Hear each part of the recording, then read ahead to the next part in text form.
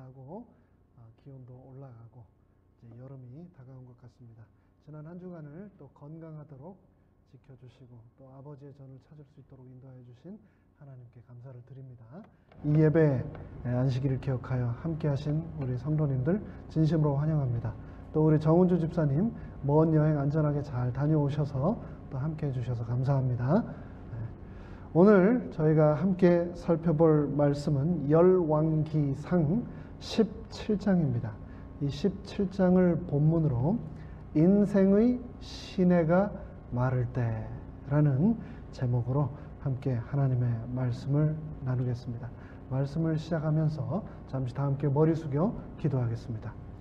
하늘에 계신 저희들의 아버지 하나님, 태양이 뜨겁고 또 시내가 말라서 물을 갈급하는 들에 있는 풀꽃들처럼 우리의 인생의 시내도 때로는 뜨거운 태양과 시련 때문에 말라갈 때가 있습니다. 오늘 열왕기상 17장을 통하여 인생의 시내가 마를 때 우리가 어떻게 하여야 할지를 하나님 우리 심령 가운데 친히 말씀하여 주시옵소서. 예수님의 이름으로 간절히 기도드리옵나이다. 아멘. 열왕기상 17장 1절로 4절의 말씀을 제가 읽겠습니다. 여러분 마음으로 또 눈으로 함께 읽어주시면 감사하겠습니다. 길르앗 거주민 디셉 사람 엘리야가 아합에게 이르되 내가 서서 섬기는 주 이스라엘의 하나님께서 살아계심을 두고 맹세하노니 내 말이 있지 아니하면 이 몇 년 동안 이슬이나 비가 있지 아니하리라 하니라. 디셉 사람 엘리야가 왕 앞에 서서 선언을 하고 있는 겁니다. 하나님의 살아계심을 두고 내가 말을 하노니 이 땅에 내가 다시 말할 때까지 비도 이슬도 우로가 있지 아니하리라. 2절 주의 말씀이 그에게 임하니라. 이르시되 너는 여기를 떠나 동쪽으로 가서 요르단 앞 그릿 시내가에 숨고 그 시내에서 물을 마시라. 내가 까마귀들에게 명령하여 거기서 너를 먹이게 하였느니라 하시니라. 이 열왕기상 17장을 통하여서 엘리야의 첫 등장 장면을 너무나 멋지게 소개를 하고 있습니다. 엘리야가 바알 숭배자인 아합 왕 앞에 나타나서 너무나 멋지게 당당하게 한편의 굽힘도 없이 주저함도 없이 하나님의 살아계신 이름을 두고 맹세를 선포를 하고 있습니다. 하나님은 살아계시다. 그 살아계신 하나님께서 나에게 말씀하시기를 이 땅에 하나님께서 다시 나를 통해 말씀하시는 그때까지 비 한 방울도 이슬 한 방울도 없을 것이다 라고 선언하였습니다. 정말 멋지지 않습니까? 왕 앞에서 이렇게 당당하게 하나님의 말씀을 선포하는 이 엘리야의 모습, 요즘 아이들이 하는 말로 이런 모습을 스웩이 넘친다고 그럽니다. 우리 미국 대통령이 자주 이런 모습을 보여주지 않습니까? 당황스럽기도 하지만 그 모습에 아주 감탄하고 그 매력에 홀딱 넘어간 사람이 미국에 얼마나 많은지 모릅니다. 그런데 엘리야가 흡사 그런 모습이었을 것 같습니다. 아합 왕 앞에 나타나가지고 말입니다. 단 한 방울의 비도 이슬도 없을 것이다. 이것이 엘리야에게 있어서는 첫 번째 큰 순종이었습니다. 하나님의 뜻에 온전히 순종하고자 하는 첫 걸음이었습니다. 그리고 나서 하나님께서 엘리야를 부르시고 엘리야에게 명하셔서 아합 왕에게 가서 선포하라. 너무나 멋지게 그 모든 것을 다 순종하였는데, 그리고 두 번째 사명을 주셨는데 그게 뭐였습니까?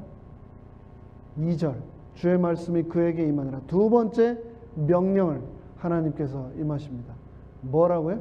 너는 여기를 떠나서 동쪽 요르단 앞 그릿 시내가에 숨으라고 하나님께서 두 번째 명령을 하고 계신 겁니다. 너무 좀 이렇게 대조되지 않습니까? 너무나 폼나게 멋지게 왕 앞에 가서 행차해가지고 다 하나님 심판을 선언하고 내 말 없으면 한마디도 지금 대통령 한마디에 막 중국이 25% 관세 먹고 멕시코가 지금 난리가 나고 막 그런 거에 막 트럼프 막 열광을 하는 미국 사람들 그런 것처럼 이 엘리야의 그 모습에 와 멋지다 이랬는데 두 번째 그 다음 따라온 하나님의 명령이 그 다음 너는 얼른 숨어 라고 얘기를 하고 있습니다. 왜요? 왜 숨으라고 했을까요? 아합 왕이 그 소리를 듣고 가만히 있을 사람이 아니라는 걸 하나님이 아시니까 너 얼른 숨어 안 그러면 죽어 라고 말씀을 하시고 요단 그릿 시냇가에 숨으라고 말씀을 하셨습니다. 원치 않는 심판의 기별을 왕에게 전하는 것 그거 쉽지 않았을 겁니다. 그러나 엘리야는 순종하였습니다. 그런데 그 다음 명령도 참 엘리야가 원치 않았을 겁니다. 숨으라고. 참 창피하고 남자로서 이 자존심이 상하는 그러나 숨지 않으면 자기가 잡혀 죽을 것도 알았기 때문에 순종을 해야만 했을 겁니다. 그런데 그 다음에 고작 하나님이 한다는 말씀이 너무 황당합니다. 뭐라고요? 4절? 그 시냇가에 숨어서 물을 안 마시면 죽으니까 그 시냇물을 마시라. 숨어서 물은 마시라. 그런데 그 다음에 하나님 대책이 플랜 B가 뭐였냐면요. 물은 거기서 먹고 그 다음 너 먹을 거는 내가 까마귀를 시켜서 투고시켜줄게. 아니 하필 많은데 뭐 비둘기 이런 거 좀 그럴싸한 거 아니면 뭐 미국을 상징하는 멋진 거대한 뭐 대머리 독수리를 통해서 뭐 양을 한 마리씩 탁 날라줄게. 그것도 아니고 까마귀 시켜서 투고 해줄게. 아무리 순종적인 엘리야였을지라도 굉장히 당황스럽지 않았을까. 우리가 잘 알듯이요. 이 까마귀가 보통 새가 아닙니다. 보통 새가 아니에요. 새 중에서도 이 꽤 머리가 좋은데다가 이 식성도 얼마나 잡식성 왕성한지 가리지 않고 남기지 않고 닥친 데 다 먹어버리는 이 까마귀가 자기 먹지 않고 이거 음식을 까마귀를 통해서 배달을 해주시겠다. 하나님의 순종 말씀에 순종하기에 이 엘리야에게 여러 도전들이 있었을 겁니다. 하나님의 말씀에 순종했다는 이유 하나만으로 순식간에 지명 수배자가 되어버린 엘리야. 아합왕이 처음에는 엘리야의 말을 무시했겠지만 비가 오지 않으면 곡물들이 마르고 가축들이 죽고 백성들의 원성이 자자해지고 그러면은 그 난폭했던 아합 왕이 가만히 있었을까요? 그렇지 않습니다. 농사의 신, 비의 신, 풍요의 신인 바알에게 아무리 제사를 드려봐야 비 한 방울 오지 않았습니다. 독이 오를 대로 오른 아합이 엘리야를 잡아 죽이기 위해 혈안이 되었을 겁니다. 그 위험한 순간 하나님께서 엘리야를 그릿 시냇가에 숨으라고 명령하셨습니다. 여러분, 만약에 하나님께서 여러분에게 정말 남들이 하기 어려운 부담스러운 그런 사명을 지어서 하게 한 후에 얼른 도망쳐라고 해서 이런 데다 혼자 그냥 숨으라고 하신다면 여러분은 어떠실 것 같습니까? 여러분 이스라엘 가보신 분들은 아시겠지만 가보면 다 이렇습니다. 모양이 LA나 별반 다를 바 없어요.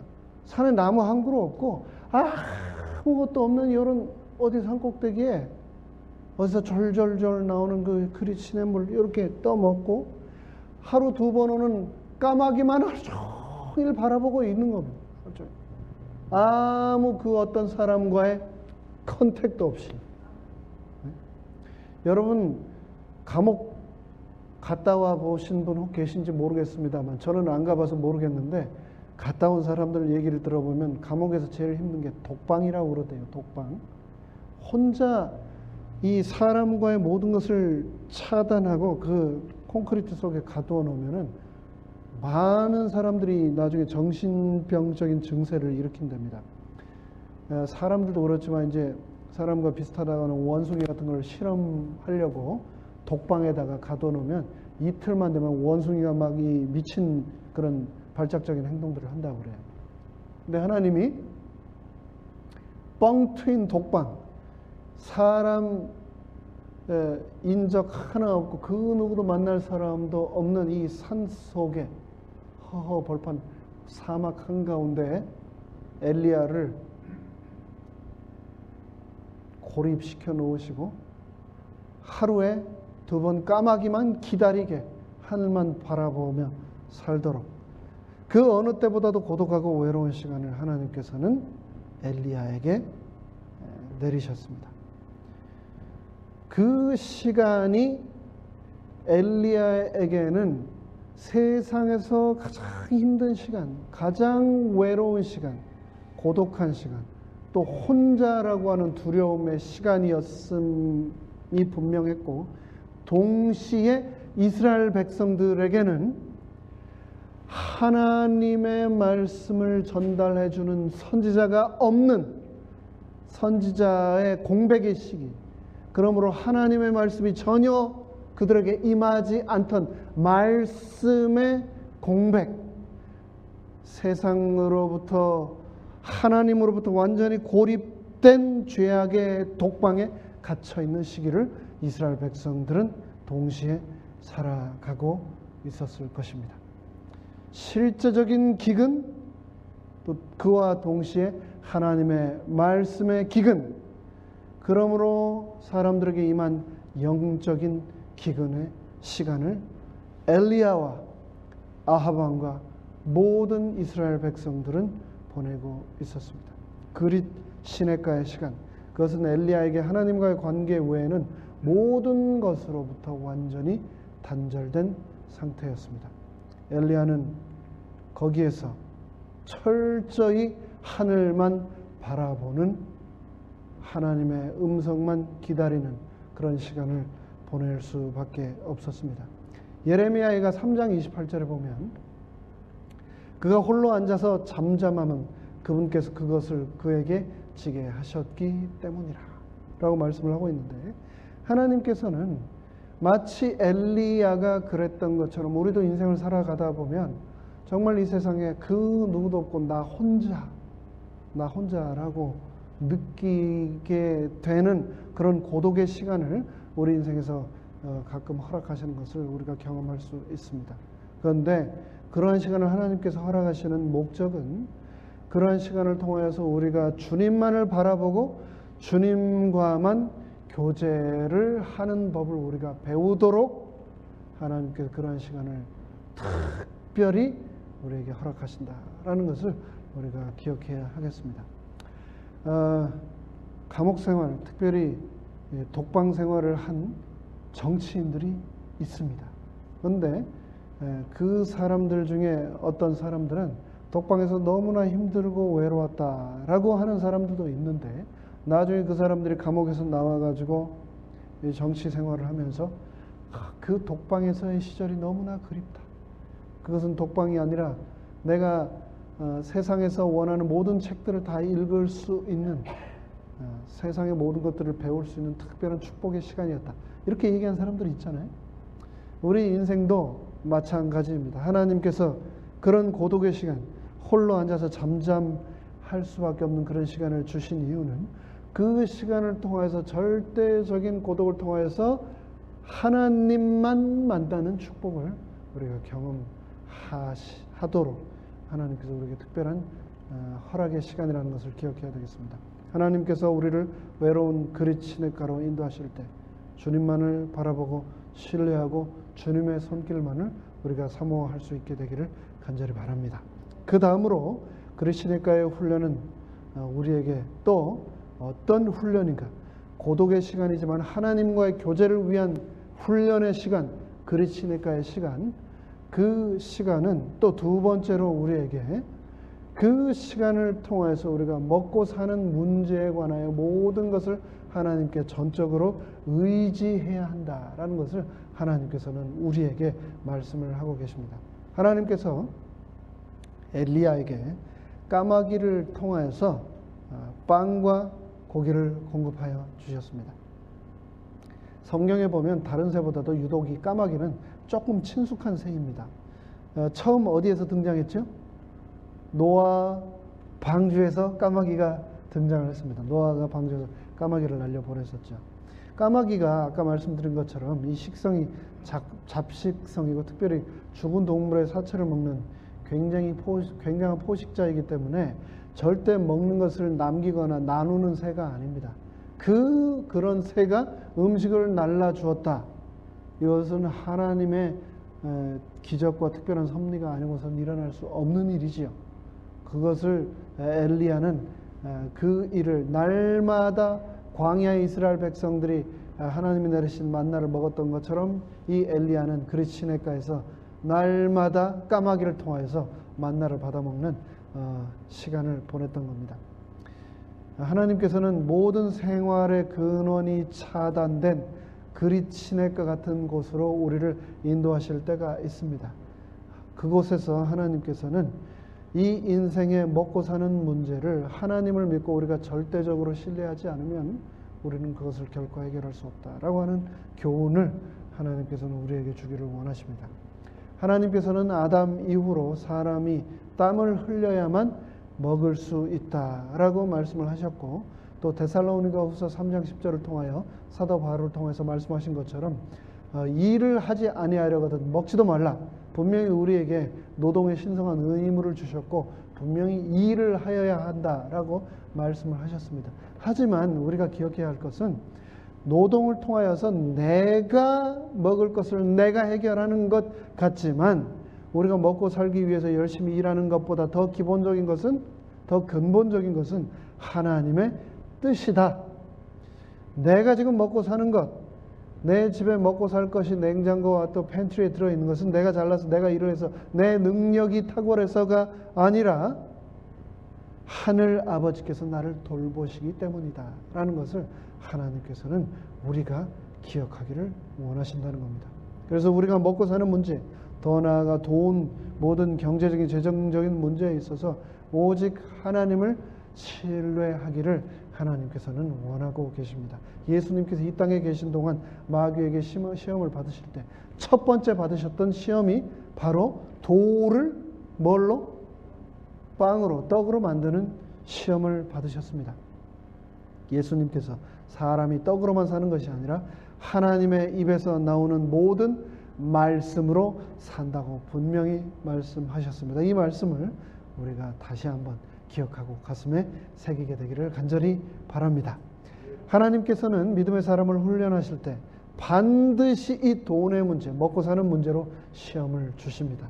그 시험을 통해서 돈을 사랑하는 마음과 탐심과 욕심이 우리 가운데서 제거되기를 하나님은 원하십니다. 그리고 혹여나 그 일에 있어서 우리가 잘못된 방법으로 과거를 살아왔다면 그것을 바로잡기를 하나님은 원하십니다. 땀을 흘려 성실하게 일하는 것이 아니라 기회를 노리는 사람의 그러한 편법들을 통하여 한 번에 큰 돈을 벌어보고자 하는 세상의 방법, 그런 것들을 하나님께서는 우리가 내려놓기를 원하시는 겁니다. 그리고 더 나아가서 우리에게 경제적인 어려움을 주시는 것, 그것은 그 목적은 돈이 나의 목자가 아니라 오직 하나님만이 나의 목자이며 하나님만이 나의 모든 공급의 근본적인, 근원적인 소스, 원천이 된다는 것을 나에게 기억하기 원하신다는 것을 우리는 명심해야 되겠습니다. 하나님께서 오늘 내 인생에서 나를 그릿 시냇가로 부르신다면 엘리야와 같이 하나님의 말씀대로 응답하고 순종하게 되기를 바랍니다. 17장 17절에 땅에 비가 내리지 아니하므로 얼마 뒤에 그 시내가 마르니라 라고 기록을 하고 있습니다. 하나님께서 우로를 허락지 않으셨던 이스라엘 땅에 결국 그릿 시냇가의 물조차도 말라버리고 더 이상 마실 물이 없어지게 되었습니다. 그릿 시냇가에 물이 마른 이유는 무엇입니까? 엘리야가 죄를 지어서요? 아닙니다. 하나님의 뜻을 거역해서요? 아닙니다. 하나님께서 그 이스라엘 땅에 내렸던 우로를 금하신 일 이후로 하나님께서 엘리야를 그릿 시냇가로 인도하셨지만 그 시내에 물이 마른 것은 하나님께서 엘리야를 미워하시거나 그를 저주하거나 그에게 특별한 잘못이 있어서가 아니라 인생의 또 다른 챕터로, 새로운 훈련의 장으로 엘리야를 인도하기 원하셨기 때문에 그 시내에 물이 마르게 되었다는 것을 우리는 이제 보게 됩니다. 하나님께서는 우리가 하나님의 인도하심을 따라가는 그 길 중에서라도 때로는 그 길이 막히고 더 이상 갈 길이 없는 것처럼 보이지만 그것은 하나님께서 우리를 그 길을 막으시는 것이 아니라 새로운 길로 인도하시는 것이라는 것을 우리는 기억해야 되겠습니다. 8절과 9절을 보겠습니다. 주의 말씀이 엘리야에게 임하니라. 이제 그릿시냇가에 물이 마르고 난 후에 다시 하나님의 말씀이 엘리야에게 임합니다. 이르시되 너는 일어나 이제 그릿시냇가를 떠나서 새로운 곳으로 또다시 가라고 명령을 하십니다. 아합 왕의 궁전에서 그릿시냇가로 인도하시는 하나님께서 이제 그릿시냇가를 따라 어디로 가라고 인도하시는 거야? 9절 너는 일어나 시돈에 속한 사르밧으로 가서 거기 거하라. 여러분 여기 하나님께서는 정말 상식적으로 이해하지 못할 명령을 계속해서 하고 계십니다. 일어나서 안전하다고 생각되었던 무섭기는 했지만 독방이어서 고독해서 힘들고 외로웠기는 했지만 그래도 안전했던 그릿시냇가를 떠나서 이제 하나님께서 엘리야에게 어디로 가라고요? 시돈으로 가라고 말씀을 하십니다. 그런데 이 시돈이 어느 곳인지 여러분 아시죠? 시돈이 엘리야가 그토록 무서워하는 아합 왕의 와이프 이세벨의 고향입니다. 적진 한가운데로 보내시는 겁니다. 바알 숭배의 근원지로 하나님이 이제 가라고 하시는 겁니다. 호랑이 굴로 들어가라고 인도를 하시는 겁니다. 그런데 거기에서 오케이 하나님 시돈이요? 굉장히 의외의 장소로 가라고 말씀하시네요. 예, 알겠습니다. 거기 가면 뭐 특별한 대책이 있나 보죠. 누군가가 저를 강력하게 보호해주고 이 기근과 이 생명의 위기에서 저를 보호해줄 정말 특별한 곳으로 저를 인도하실 모양이신가 보죠. 그런데 그 뒤를 이어서 하나님 뭐라고 말씀하셨습니까? 너는 일어나 시돈으로 가는데 시돈에 속한 사르밧으로 가서 거하라. 네, 시돈의 사르밧. 네, GPS에 이제 경로를 입력하겠습니다. 가겠습니다. 그런데 그 다음 말이 이제 출발 누르려고 하는데 하나님 뭐라고 하시면 보라, 내가 그곳에 과부 여인에게 명령하여 너를 돌보게 하겠다. 하나님 아주 반전의 반전을 계속해서 주고 계십니다. 이세벨의 고향 바알 숭배지의 근원인 시돈으로 가서 거하라 하셨는데 그곳에서 안전한 곳이 그곳에서 가장 유력한 사람, 가장 경제적으로 부유한 사람, 가장 실질적인 권력을 소유한 막강한 사람이 나를 보호해주고 아합으로부터 나를 커버해주고 이 경제적인 이 먹을 것과 마실 것이 없는 이 궁핍한 기근 절대장멸명 이 순간으로부터 나를 보호해 주는 것이 아니고 유력한 사람, 능력 있는 사람, 권력을 가진 사람이 나를 보호해 주는 것이 아니고 누가 나를 보호해 줄 것이다? 과부에게 가라고 지금 명령을 하고 계신 겁니다. 참 이해하기가 너무 어렵지 않습니까? 오늘날도 그렇습니다. 오늘날 요즘 지금 미국에서 가장 시끄러운 것 중에 하나가 그 최근에 알라바마에서 통과된 낙태 금지에 관한 법 때문에 미국이 지금 또 아주 시끄럽지 않습니까? 이 여자들이 선거권을 갖고 사회적으로 이 노동한 것에 대해서 남자들과 지금도 공평하지가 않죠. 같은 일을 하고도 여자들이 임금을 덜 받습니다. 그럼에도 불구하고 많이 회복된 게 이 정도인데 그 옛날에는 어땠는가? 여자 혼자는 경제적인 생활도 할 수도 없었고 생계 자체를 유지할 수가 없었습니다. 그랬기 때문에 성경에 형사취수라고 하는 제도가 그때 당시 있지 않았습니까? 그런데 그 형사취수 제도도 우리가 알고 보면 너무나 잔인한 제도라는 것을 알 수가 있습니다.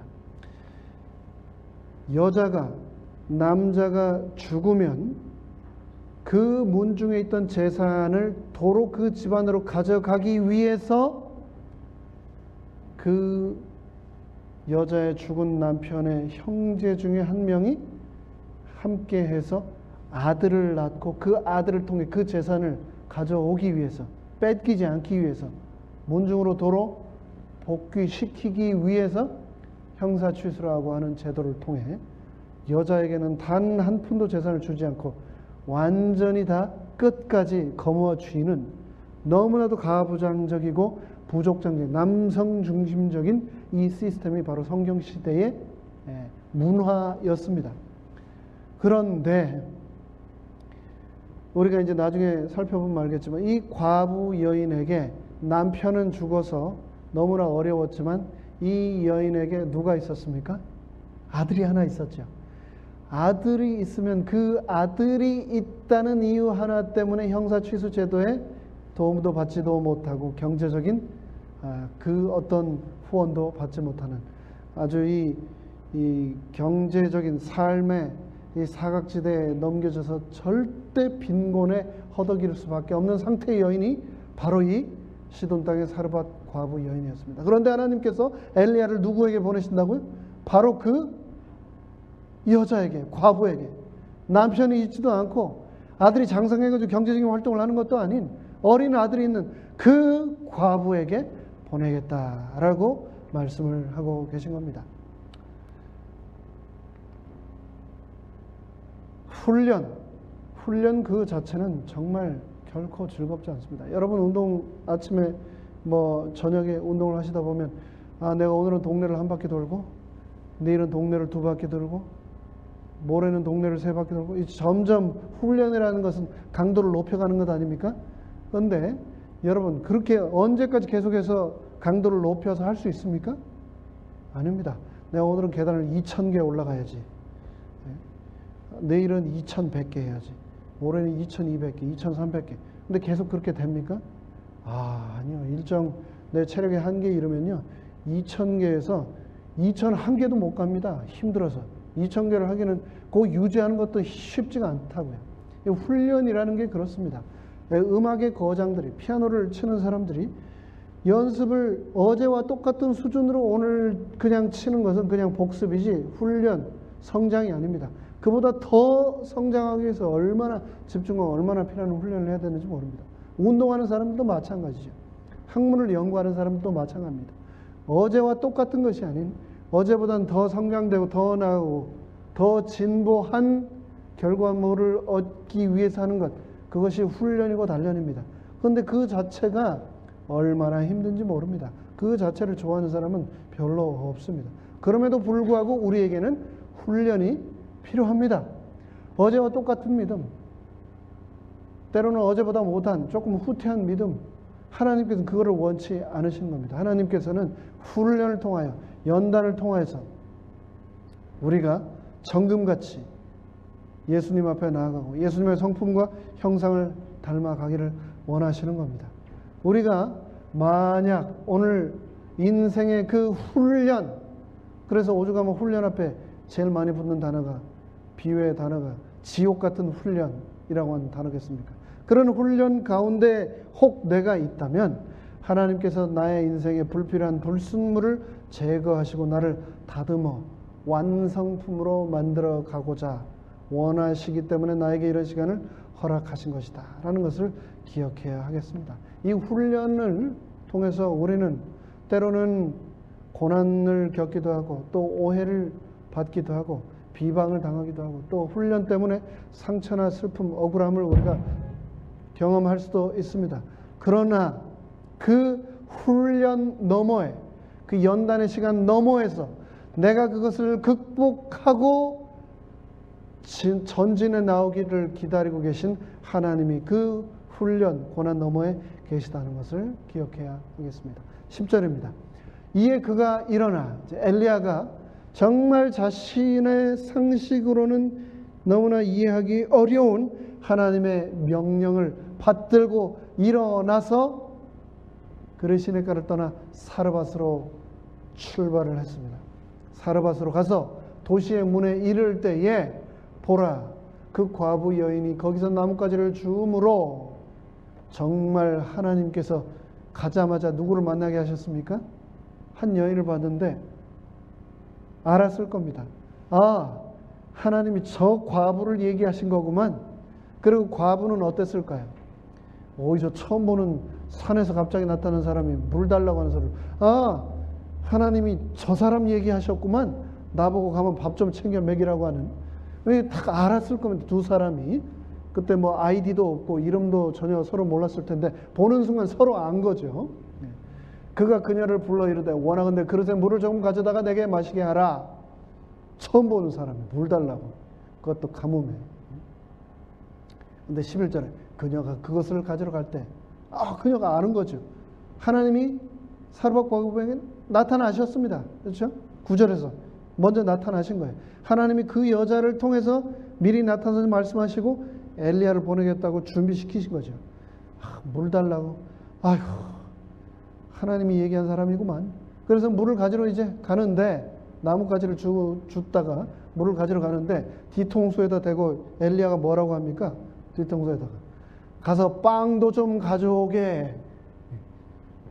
나뭇가지를 줍고 이제 그러고 있는데 물 달라고 뒤에다가 내 손에 빵 한 조각을 내게로 가져오라. 참, 여러분 만약에 하나님이 여러분에게 이렇게 하라고 했으면 여러분 하실 수 있겠습니까? 좀 넉넉한 사람한테 제가 이 교회 사역을 하는데 어린 사역을 하고 씨 뿌리기를 하는데 좀 도와주십시오. 그건 좀 할 수가 있어요. 그런데 렌트비도 못 내고 차 기름값도 없어서 당장 지금 밥도 먹고 다니는지 굶고 다니는지도 모르겠는데 그 뒤통수에다 하나님이 야 물도 달라고 하고 빵도 좀 달라고 해라. 그 얘기 하라고 하면 여러분 하실 수 있겠어요? 이 선지자 하는 게 보통 일이 아닐 것 같습니다. 저 같았으면 못했을 것 같아요. 그런데 엘리야가 그 여인에게 하나님께서 말씀하신 대로 합니다. 12절 그녀가 이르되, 근데 이 여자가 9절에서 나타나셔서 하나님이 이미 말씀을 하셨기 때문에 듣고 이 신은 도대체 무슨 신이 나한테 이런 명령을 내리는 거지? 이 12절에 보면 그녀가 이르되 주 당신의 하나님이라고 하잖아요. 그러니까 이 사르밧 과부가 원래 하나님을 믿는 여자가 아니었을 수 있습니다.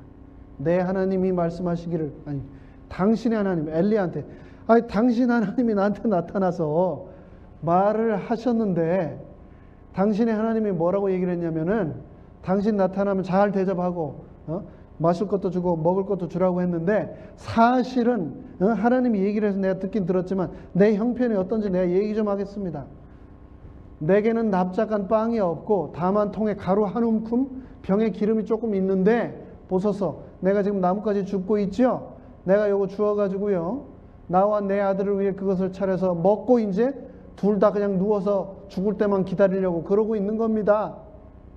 상황 얘기를 이제 다 하는 겁니다. 13절 그런데 엘리야가 뭐라고 얘기를 하냐면 아이고 상황을 내가 몰랐습니다. 너무 죄송합니다. 비빌 때다가 비볐어야지. 제가 아이고 너무 한 것 같습니다. 걱정 마십시오. 제가 한번 다른데 어디 밥 먹을 때 좀 있나 알아보겠습니다. 한 게 아니고요. 엘리야가 13절 엘리야가 그녀에게 이르되 두려워하지 말고 가서 내가 말한 대로 하려니와 먼저 가서 가루 한 움큼 기름 한 방울 가지고 빵 굽는다고 했는데 그러면 가서 그렇게 하고 그렇게 구운 것 아들하고 먹지 말고 누구한테 가져오라고요? 나에게로 가져오고 그 뒤에 너와 내 아들을 위해 만들라. 그 뒤에 남은 게 있어야 만들죠. 그 뒤에 남은 거 하나도 없는데 이거 얼굴에 이 철판을 깔아도 이거 참. 그런데 하나님께서는 엘리야에게 과부한테 해서 과부도 요즘이나 호라비는 이가 서말 과부는 보리가 서말인가 쌀이 서말인가 그렇던데 저때 과부는 안 그랬거든요. 가루 한 주먹이 전부인 그 과부에게 가서 그거는 당신 사정이고 어쨌든 나 먹을 걸 가져오라. 14절 주 이스라엘의 하나님께서 말씀하시기를 그러면서 하나님의 말씀을 전합니다. 주가 비를 땅 위에 내리는 날까지 지금 이 가뭄이 얼마나 힘드냐. 근데 이 가뭄이 언제까지 갈지 모르지 않느냐.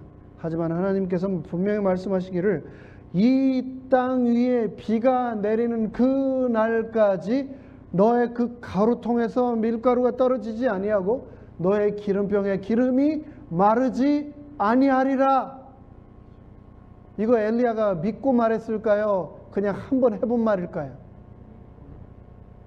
그거를 진심으로 믿었기 때문에 그 과부에게 이 명령을 이 부탁을 할 수 있었을 것입니다. 그리고 이 여인도 15절 그녀가 가서 엘리야의 말대로 하였더니 이 여인도 엘리야가 한 말을 믿었을까요?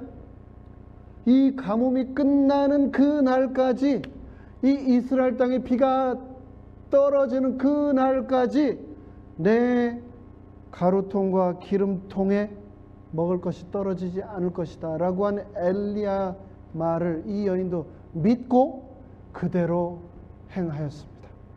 그대로 행하였습니다.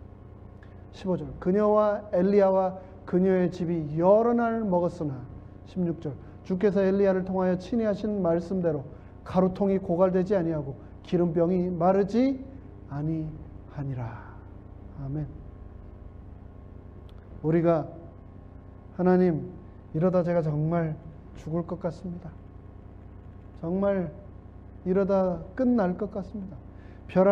인생 벼랑 끝에 서가지고 천길 낭떠러지가 바로 아래 있고 누군가 내 등 뒤에서 손가락 하나로 이렇게 톡 치기만 해도 내가 떨어져서 영원한 나라가 떨어져 끝나버릴 것 같은데 하나님께서는 뭐라고 말씀하고 계시냐면 그게 끝이 아니다. 이 땅에 비가 떨어지는 그 날까지 너의 가루통이 고갈되지 않고 너의 기름병이 마르지 아니하고 이것이 너의 인생의 끝이 아니다 라는 것을 네가 기억하게 될 것이다 라고 하나님께서는 말씀하신 겁니다. 하나님께서 내가 그분의 말씀에 의지한다면 그리고 그분의 말씀에 의지해 내 인생을 내건다면 엘리야를 살리신 하나님께서 사르밧 과부를 살리신 하나님께서 나도 살리실 것입니다. 나를 지키실 것입니다. 이제 말씀을 마무리를 좀 해야 되겠습니다. 기도의 시간을 확보하기 위해서 제가 준비한 말씀을 조금 생략을 하겠습니다.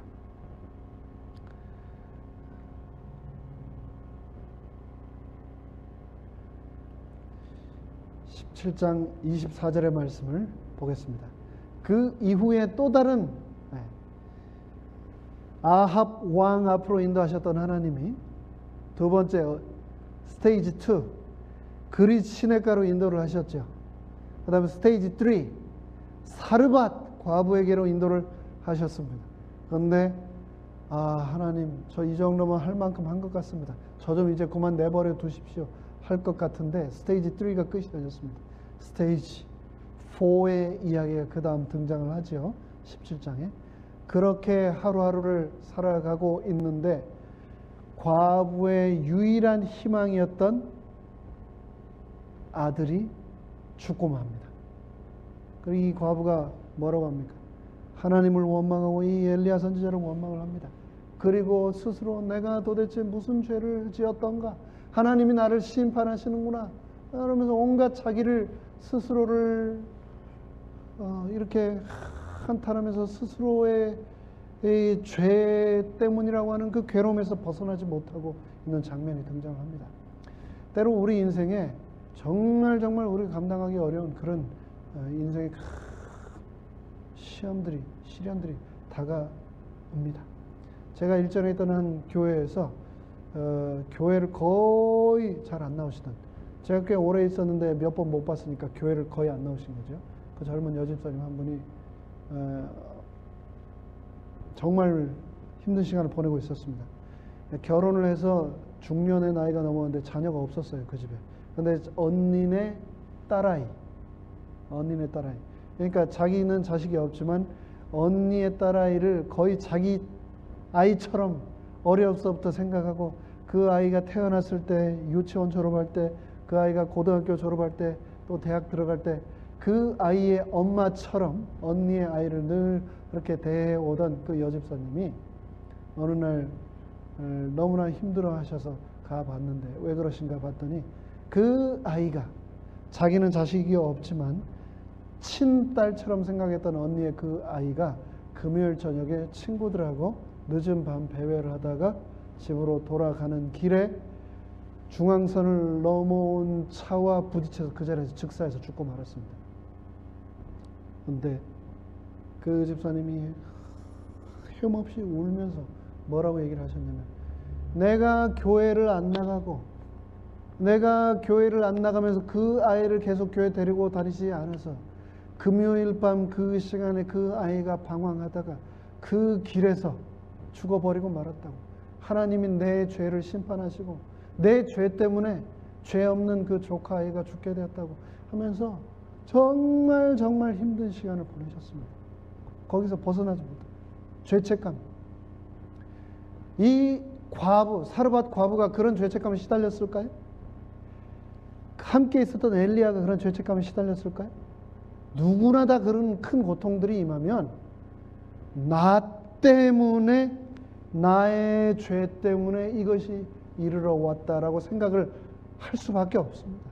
그런데 하나님께서는 그 자리에 은혜를 베푸시고 기적을 통하여 성경에 최초로 등장하는 죽은 사람을 다시 살리시는 기적을 엘리야를 통하여 이 사르밧 과부의 집 안에 허락하십니다. 그리고 나서 이 여인이 고백합니다. 24절. 그 여인이 엘리야에게 이르되, 이로써 내가 이제 당신은 하나님의 사람이요 당신의 입에 있는 주의 말씀은 진리인 줄 아나이다. 당신이 말하는 하나님이 진짜 살아계시군요. 당신이 말씀한 그 하나님이 정말 이 온 우주의 진리이시군요 라고 하는 위대한 신앙 고백을 하고 있습니다. 하나님께서는 믿음의 사람들을 단련시키고 정결케 하시고 온전케 하기를 원하십니다. 특별히 하나님께서는 먹고 사는 문제에서 우리가 온전히 하나님만을 신뢰하기를 원하십니다. 하나님께서는 또한 우리가 맺고 있는 모든 인간관계에서 그 관계를 통하여 우리가 끊임없이 하나님을 바라보기를 원하고 계십니다. 그래서 하나님은 우리를 바로의 아합의 궁전으로도 이끄시고, 때로는 우리를 아무도 없는 절대 고독의 그리치네가 같은 곳으로도 인도하시고, 그래서 하나님께서는 우리를 때로는 사르밧 과부와 같이 아무 힘도 없고 너무나 연약한 그런 곳으로 또 인도를 하시는 겁니다. 하지만 하나님께서는 그런 모든 시간들을 통하여서 나를 훈련시키시고 결국에 가장 좋은 것으로 채워주시기를 원하신다는 사실을 엘리야를 통하여 또 17장에 오늘 본문에 등장한 이 사르밧 과부를 통해서 우리는 기억해야 하겠습니다.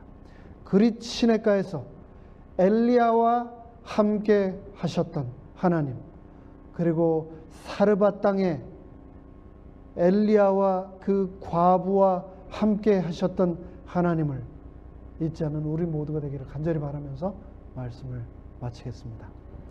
이제 오늘 저녁 저희 또 다 함께 기도하는 시간을 갖겠습니다. 이 기도하는 시간 저는 너무너무 소중한 특별한 축복의 시간이라고 생각을 합니다. 가능하시면 오늘 또 2분씩 혹은 3분씩 짝을 지어서 기도를 하시되 서로를 위해서 꼭 기도를 좀 해주시면 좋겠습니다. 기도가 필요한 분, 내가 그동안 축복의 기도를 못 드렸는 분을 찾아서 꼭 그분을 위해서 기도를 좀 해주시면 좋겠습니다. 특별한 기도 제목을 좀 드리도록 하겠습니다. 저희 교회에 환자들이 많이 계신데 특별히 이제 수술을 앞두고 계시는 환자들이 계셔서 그분들을 위해서 기도 부탁을 좀 드리도록 하겠습니다. 제가 오늘도 여러 번 전화를 했는데 이 연로하신 이 환자들의 특징은 전화 통화가 참 힘들다는 겁니다. 찾아가기도 어렵고 전화를 여러 번 드렸는데 결국 통화를 못했습니다. 김병규 장로님이 다리 수술을 한번 하셨는데 잘 안 돼가지고 재수술을 하시고요. 그 다음에 또 김신자 집사님이 다다음 주에 또 드디어 이제 또 수술을 하십니다. 이 남매를 위해서 저희가 좀 특별히 좀 기억해서 오늘 좀 기도를 해주시고, 또 2분씩 남매가 아니고 뭡니까? 맞아요, 남매? 오빠하고 동생이 2분을 위해서 기도를 해주시고, 특별히 또 그동안 서로를 위해서 기도를 못하셨다면 그분을 찾아서 2분 혹은 3분씩 짝을 지어서 기도를 해주시면 감사하겠습니다. 그리고 제가 마치는 기도로 예배를